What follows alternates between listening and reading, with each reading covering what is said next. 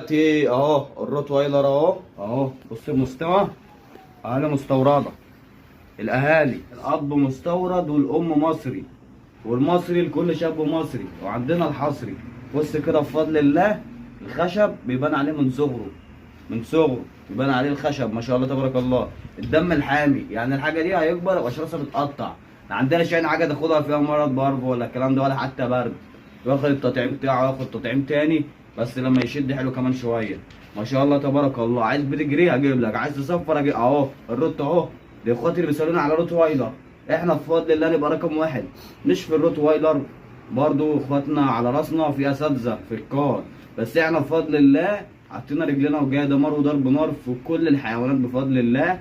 احنا على الله ان شاء الله مع احترامنا لملوك الروت وايلر في مصر.